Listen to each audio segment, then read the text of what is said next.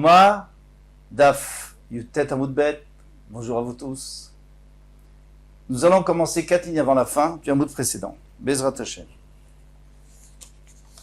Donc, Ve'amrou, Lo, il lui disait au Kohen Gadol, donc il lui disait ça les envoyés du Beddin, Ishi Kohen Gadol, mon maître le Kohen Gadol, etc.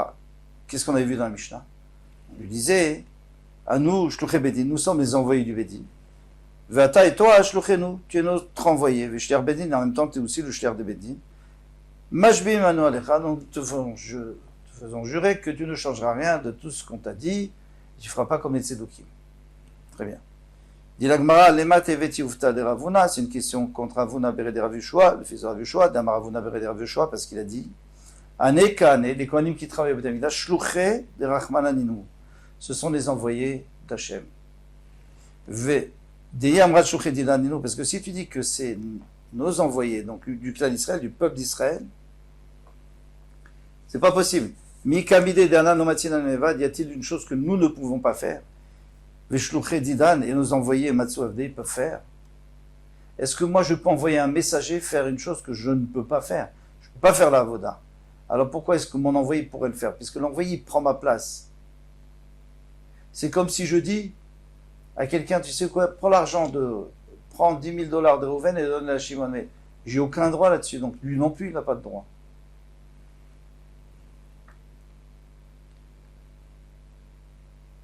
Achi Kamre. Alors la Gemara répond, Achi Kamre. Donc c'est une question contre lui. Achi Kamre, non. Dans notre Mishnah, on n'est pas en train de dire qu'il est le shliach des Bnei Israël. Non. Achi Kamre, ils disent, Majvi manu alecha, nous te faisons jurer. Al da'atenu, selon notre pensée. Parce que c'est facile. Le Kohen Gadol, dans sa pensée, il peut dire exactement le contraire. On lui dit, tu ne devras pas faire comme les Tzedokim, et lui, dans sa tête, il dit, je vais faire comme les Tzedokim. Et après, quand il est en train de jurer, il est en train de jurer qu'il va faire comme les Tzedokim. On dit, tu dois faire d'après notre pensée, Valdat, Bedin, et la pensée du Bedin. Alors, pourquoi on a mis le mot shliach Bedin? Pourquoi? Il ne fallait pas dire shliach Bedin, il fallait dire la pensée du Bedin. C'est exactement ça. Ça veut dire que tu es le shliach de Bedin, pas pour faire la avoda. La avoda, ça, tu es le shliach d'Hachem, comme la Mishnah l'a dit. Comme Rabbi Shoel Levi a dit. Mais ce que veut dire que tu es le shliach, tu es notre shliach par rapport à la Shvoa. Pardon, Ravuna bere de Rav Yehoshua. Tu es notre shliach, tu nous envoyé par rapport à la Shvoa. C'est-à-dire, nous, on t'envoie faire la Shvoa, et donc tu fais la Shvoa d'après nous et pas d'après toi. Ou pour Eshoboché. Alors on dit qu'après ça, lui, il se sépare d'eux et il pleure. Ou bien pour Eshoboché, mais eux se séparent et pleurent. Ou pour Eshoboché, pourquoi est-ce que lui il pleure chez Chashdou Tzduki? Parce qu'on l'a soupçonné d'être un Tzduki. Vem pour Shimubachim. Et pourquoi eux, ils doivent pleurer? Rabbi Shoel Levi, parce que Rabbi Shoel Levi a dit tout celui qui soupçonne quelqu'un qui est caché, parce que la majorité, bien sûr, la majorité des Kohanim n'étaient pas des Tzdukim. Donc il y a beaucoup de chances qu'il soit caché et tu le soupçonnes. Loké Begoufo, il sera puni dans son corps, c'est-à-dire il recevra des coups du ciel. Vous allez me dire, mais ils n'ont pas fait par méchanceté, ils l'ont fait parce qu'on les a nommés pour ça. D'accord. Mais vous êtes d'accord que c'est quand même quelque chose de grave, puisqu'il y a écrit Loké Begoufo, c'est-à-dire il sera malade. Même si eux ne seront pas punis. Dans tous les cas, ils ont fait quelque chose de grave, donc ils pleurent. Et Kolkach Lama, et pourquoi on a fait toute cette chevoie, ce serment, pour pas qu'ils fassent comme les Tzedokim, de mettre l'encens sur les braises en dehors du Kodesh Kodashim. Viachnis et de rentrer. Qui est derrière chaque Tzedokim aussi, comme font les Tzedokim. Alors qu'est-ce qu'ils ont des Tzedokim? Les Saddukéens, eux, ils ont un pasouk. Il y a écrit Ki be'anan, velo yamut, ki be'anan ira la kaporet. Donc c'est-à-dire que le Kohen Gadol va rentrer, il ne va pas mourir. Pourquoi? Parce que be'anan, il va y avoir une nuée, et quand je vais me montrer sur le kaporet, c'est-à-dire au Kodesh Kodashim. Donc eux, ils comprennent qu'il faut venir avec la nuée. Et c'est ça qui va pardonner, c'est ça qui va les protéger, c'est la nuée.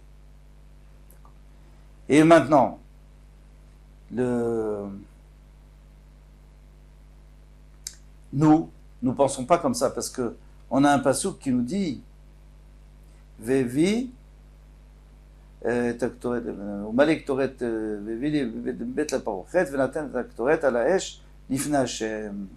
Qu'il faut mettre, il faut rentrer avec dans une main le kétoret, dans une main les braises, dans une pelle avec les braises, et c'est seulement devant Hachem qu'il faut mettre. Alors pourquoi on a dit Ki be'anan era la kaporet? Pourquoi Hachem a parlé du hanan? C'est pour dire qu'il faut mettre une encens spéciale, une plante spéciale qui fait de la fumée, pour être sûr qu'il y ait de la fumée, une grande fumée. Tano Rabbanan Omet nous a enseigné, Maasevet Tzedouki, une fois il y avait un Tzedouki, Tzedouki Echad Sheitkin Vachutz. Il a fait comme eux faisaient, c'est-à-dire il a mis déjà l'encens avant de rentrer dans le Kodesh HaKodashim, Vichnis, et après il a fait rentrer quand il y avait déjà de la fumée. Bitziato, lorsqu'il est sorti, Aya sa mère Simcha Gdola, il était très heureux. Pagabo Aviv, son père l'a rencontré. Amarlo, il lui dit, béni, mon fils, Afal Piché Tzedokim Anu, même si nous sommes des Tzedokim, Mityarim, Anu, Mina Prushim, nous avons peur des Israël normaux, les Prushim, c'est-à-dire ceux qui ne sont pas de Tzedokim. Nous avons peur, donc nous ne faisons pas comme des Tzedokim, mais nous faisons rentrer et à l'intérieur, on met sur le feu. Pas comme tu as fait. Apparemment, ils ont peur parce qu'ils ne sont pas tout à fait sûrs d'eux. Amarlo, il lui a dit, Konyamai, Aitimitster à la Mikrasé. Toute ma vie, j'avais de la peine pour ce pasouk. Il n'y a personne qui a accompli ce pasouk. Quel pasouk? Ki be'anan ere la kaporet. Qu'il y aura déjà du hanan. Et à ce moment-là, il pourra se montrer. Amarti, j'ai dit, Matayavol et a dit, Vakaimenu. Quand est-ce que ça arrivera entre mes mains? C'est la possibilité de le faire, que je sais Kohen Gadol. Et à ce moment-là, je vais l'accomplir. Arshav Shebalayedi, maintenant que je peux le faire, Lo Akaimenu, est-ce que je ne vais pas l'accomplir? Bien sûr, je l'accomplis. Amrou, ils ont dit, Rachamim, Lo ayu yamim moatim. Il n'y a pas eu beaucoup de moments il n'y a pas beaucoup d'instants qui sont passés, il n'y a pas eu beaucoup de jours qui sont passés entre le moment où il est sorti et ce qui va arriver. Hachemet, il va mourir. Veutal be'ashpa, il va être jeté à la déchetterie. Vayutolaim yotzim bechotmo, et il y a des vers qui sont sortis de son nez. Alors pourquoi ils sont sortis de son nez? Alors, il y a plusieurs explications. Une explication, c'est que il a senti le kétoret lorsqu'il ne devait pas le sentir. Quand il rentre à l'intérieur, il n'a pas le choix, il ne peut pas arrêter de respirer. Mais à l'extérieur, il ne fallait pas qu'il allume le kétoret. Donc il a profité du kétoret quand il n'avait pas le droit. Et c'est pour ça qu'il y a eu des vers qui sont sortis. Il y en a qui disent que non, il est mort tout de suite, mais Nigaf. Quand il est sorti, il a été frappé, détané, parce qu'il y a une braïta qui dit Rabbi Chia, au nom de Rabbi Chia, Kemin Kol Nishma Ba'azara. On a entendu un gros bruit dans la Hazara, et les Kohanim ont eu très peur, parce que le Kohen Gadol était en train de sortir. Sheba Malach Vechavato Alpanav. Il y a un malach qui lui a donné un coup sur la figure. Donc ses frères les Kohanim sont rentrés dans la Hazara pour voir ce qui se passait, pour éventuellement l'aider. Au Matsouk et Kavregel, Egel Ben Ktefav. Entre ces omoplates, ils ont trouvé la marque d'un sabot, d'un veau. Chez les marques, comme il dit, Reglem, Regel et Shara. Les Kohanim, les Malachim ont un pied droit et ils n'ont qu'un seul pied. Les Kav Reglem qui Kav Regel Egel. Et la paume de leur pied, ou la plante de leur pied, c'est comme un sabot de Egel, de veau. C'est-à-dire qu'il y a un malach qui est venu et qui l'a frappé. Alors ici, il y a un gros problème, c'est que on a en marloquette pour savoir est-ce qu'il est mort tout de suite, ou il est mort beaucoup plus tard, et quelques jours plus tard, et il a été dans la déchetterie. Parce que si on dit qu'il est mort tout de suite, alors il est enterré. On ne va pas le mettre à la déchetterie, ça n'existe pas, on ne met pas un homme à la déchetterie. Alors c'est un peu en contradiction, une fois on nous dit qu'il est mort tout de suite, donc il n'est pas mort tout de suite, il a reçu des coups, il n'a pas reçu des coups. Alors le Ben Ishra, il veut essayer d'arranger, les deux Memrot, il veut dire que, en fait, il a reçu un gros coup, bien sûr, mais il n'en est pas mort. Par contre, il a eu la lèpre, la peste. Il a eu la peste à cause de ça. Bon, alors maintenant il est rentré à la maison. Et à la maison, ils ont vu qu'il avait la peste, alors ils l'ont sorti de la ville. Shara Ashpot, ça existe encore. C'est la porte des déchetteries. Mais en fait, il n'y avait pas seulement là-bas, il y avait tous les pestiférés qui étaient là-bas. Et donc, il était là-bas, et il est mort là-bas. Et le temps qu'on l'enterre, normalement, on enterre vite quelqu'un, il n'a pas encore eu le temps de se décomposer. Mais là, comme il avait respiré, donc tout de suite, il y a des vers qui sont sortis avant qu'il se décompose. Et après, ils l'ont enterré. Amar Rav Zecharia ben Kevutal. Rabbi Zecharia ben Kevutal nous a dit que lui, il a lu plusieurs fois devant le Kohen Gadol, Daniel, parce que, très intéressant. Vechoulé. Matnele Rav Hanan Barava Lechia Barav. Alors, Rav Hanan Barava était en train d'enseigner à Chia, le fils de Rav. Kamé Rav, devant Rav. Il lui a enseigné la Torah. Amar, il a dit Amar Zecharia ben Kefutal. Il croyait que ça se disait avec un P et pas avec un bet. Ou Marve le Rav Yadé. Et Rav lui a montré avec sa main. Il lui a montré Kefutal, un bet. C'est un bet, c'est pas un P. Donc il ne faut pas dire Kefutal, il faut dire Kefutal. Très bien, c'est ce qu'on a fait d'ailleurs. Venema le Mema. Pourquoi il lui a pas dit? Pourquoi il lui a fait avec la main? Kriyat Shema avec carré. Il est en train de dire Kriyat Shema. Et quand on dit Kriyat Shema, on ne peut pas parler. Vechei Gavna Mishari. Mais est-ce qu'on a le droit de faire des signes? Non. Amarav Yitzchak bar Shmuel. Bar Martha, le fils de Shmuel de Bar Martha. Le fils de Martha. Akoret Shema. Celui qui lit Shema. Lo Yirmos Ve'enav. Il n'a même pas le droit de faire un clin d'œil, de faire un signe avec l'œil. Velo Yikrotz Bisfatav. Ni un signe avec les lèvres. Velo Yore Betzbaotav. Et pas montrer avec le doigt. Avec les lèvres comme ça. Pour montrer certaines choses. Tania, Rabbi Eliezer ben Chesma Omer, Rabbi Eliezer ben Chesma a dit, Akoret Shema Omer Ames Be'enav, s'il est le Shema et il fait un signe avec les yeux, Mekaretz Bisfatotav, pardon, il fait un signe avec les lèvres, ou Mari Betzbao, ou avec le doigt, Alavakato Omer Veloti Karata Yaakov. Et toi, tu m'as pas parlé Yaakov. Alors, deux pshatim. Veloti Karata Yaakov, c'est-à-dire tu m'as pas parlé à moi, Yaakov. Yaakov, c'est-à-dire l'Ibn Israël. Bnei Yaakov. Tu m'as pas parlé à moi, tu parles aux autres. Maintenant, tu es en train de faire Kriyat Shema. C'est à moi que tu dois parler.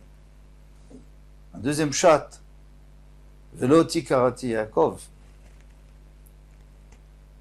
C'est que Yaakov Avinu, Rav Eliakim, il dit ça. Yaakov Avinu, et lorsqu'il a rencontré Yosef Hatzadik, il disait Kriyat Shema, et Yosef Hatzadik l'a embrassé, il ne l'a pas embrassé. C'était le roi, le vice-roi de Mitzrayim. Donc, toi, tu ne fais pas comme Yaakov. Alors lui, il dit Veloti Karata Ke Yaakov. Tu ne m'as pas parlé comme Yaakov Avinu. Yaakov Avinu, il me parle, et quand il me parle pas aux autres. Bon, en tous les cas, on voit qu'on n'a pas de faire un programme, Rav l'a fait. Lokashia. Pas une question. Avec Perek Rishon, avec Perek Sheli. Ça dépend si on est dans le premier Perek de Kriyat Shema ou le deuxième Perek. Dans le premier Perek de Kriyat Shema, on est en train d'être Mekabel, Ol Malchut Shamayim. On prend sur soi le joug du ciel. Donc là, c'est sûr qu'on n'a pas le droit de faire de signe. Le deuxième, on peut.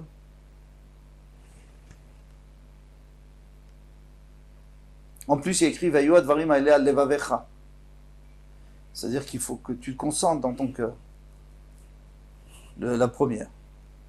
Tanoura Badan. Alors, puisque déjà on parle de Kriyat Shema, Vidibar Bam. Et tu parleras de Torah.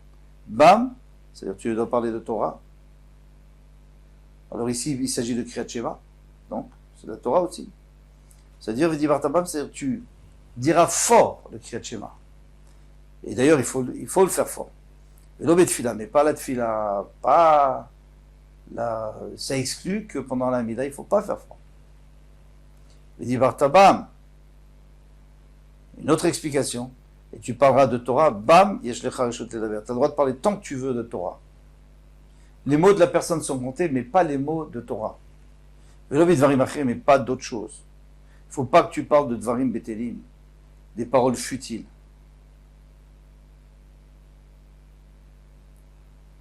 Ravacha, Omer, Ravacha dit, Vidibar Bam, Aseotan Keva.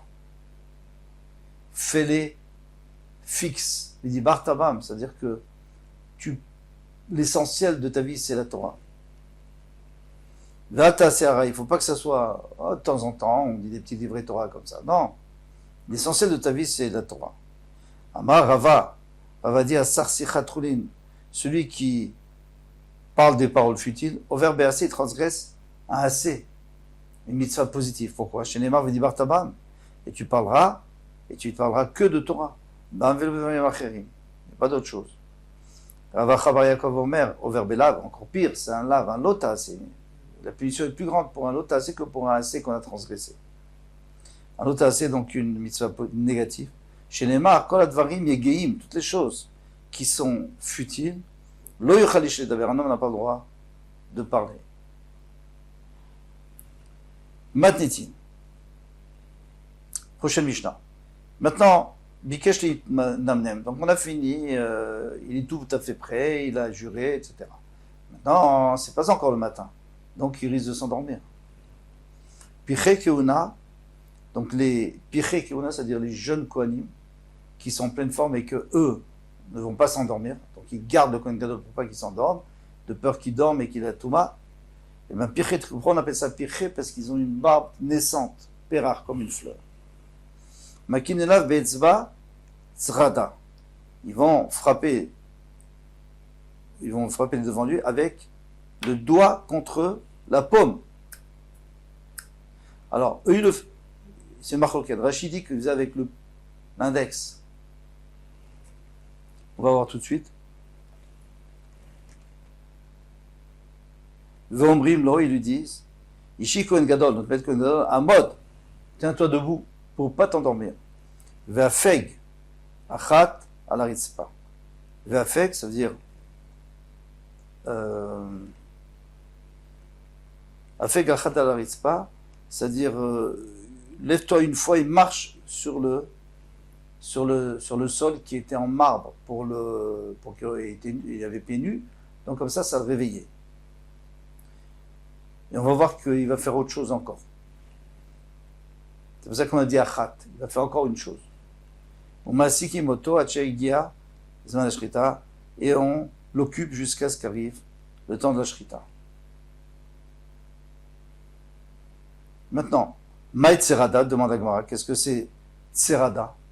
Ça vient de quel mot? On a compris que c'est le doigt contre la paume de la main, mais Amarav, Yehuda Tsarata Deda. C'est-à-dire, Deda, Maïhi, c'est quoi? Godal. Tsarata, ça veut dire celle qui est juste à côté. Donc Godal, c'est le pouce, donc ça serait l'index. D'accord.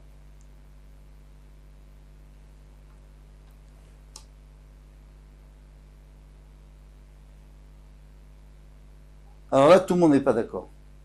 Ça, c'est le Rashi qui dit comme ça. Il dit c'est l'index. Mais il y a plusieurs qui disent pas comme ça. Il y a le Balaïtour qui amène le Tosefta, le Harour, etc. Mais on Rabbeinu Tam qui dit que c'est le majeur. Parce qu'il dit c'est impossible de faire avec ça, de faire du bruit. Il n'arrive pas avec l'index. Avec le majeur, on arrive. Mais d'après Rashi, il s'entraînait. Il savait le faire. Marve Ravuna Vazal Kala Bekule Berav. Ravuna, une fois, il en montrait pour montrer aux gens comment on faisait les kohanim. Et on a entendu dans tout le Beth Midrash de Rav. Tellement que c'était fort. Il avait la force. Et la technique aussi. Il disait Ishi Kohen Gadol Afeg Achad al Ritzpa. Amarav Yitzchak al Chadat. Fais quelque chose de nouveau. Fais quelque chose de nouveau, d'accord. Mets-toi debout pour pas t'endormir, mais si on voit qu'il va encore s'endormir, il dit fais quelque chose de nouveau. Qu'est-ce que c'est que cette chose de nouveau? Maï, Amrele, Arve Kida, montre-nous si tu sais faire Kida. Alors qu'est-ce que c'est Kida? Kida, c'est que la personne reste les pieds droits, vertical, et il baisse le buste jusqu'au parterre, et avec sa bouche, il touche il embrasse les pierres. C'est très très difficile à faire. Et il y en a qui savaient le faire. Alors, s'il savait le faire, on lui disait fais ça, et avec ça, c'est sûr qu'il va se réveiller. Non, s'il ne savait pas le faire, alors il marchait et il se refroidissait. Umaasiki moto hachiagia zman hashrita. Et on l'occupait jusqu'à ce qu'arrive le zman hashrita, le moment de faire la shrita du korban tamid. Alors, il n'y a pas de problème d'embrasser les pierres du Beth Amikdash, au contraire, c'est une mitzvah. Même d'embrasser les pierres d'Eretz Israël ou la terre d'Eretz Israël, c'est un kavod. Donc il n'y avait pas de problème. Tana, lo yomasiki moto, lo benevel velo bekkinor. Alors maintenant, si on veut l'empêcher de s'endormir, pourquoi on ne ferait pas de la musique? Lo benevel, ni avec une harpe, velo bekkinor, ni avec un violon, et la BP, mais avec la bouche. Pourquoi? Parce qu'on n'a pas le droit de faire du violon au Shabbat. Ah, vous allez me dire, mais on est au Beth Amikdash. Au Beth Amikdash, tout ce qui est Midrabanan, on a le droit. Shvut, Midrabanan, il n'y a pas dans le Beth Amikdash. Or, tout l'interdit de jouer des instruments de musique, c'est Midrabanan, c'est pas de la Torah. Alors pourquoi ici, on ne le fait pas? Parce que même dans le Beth Amikdash, c'est que dans le cas où on a besoin de le faire. Mais là, on n'est pas obligé. On peut lui chanter des chansons. Maï Omrim, qu'est-ce qu'il disait? Imachem lo yivne bait, et il chantait ça. Si Hachem ne construit pas la maison, c'est David Ameller qui a dit, si Hachem ne construit pas le Beth Amikdash, Shav Amlu Banavos, ça sert à rien de tous ceux qui se fatiguent de le construire. C'est-à-dire, si Hachem n'est pas d'accord, ça sert à rien.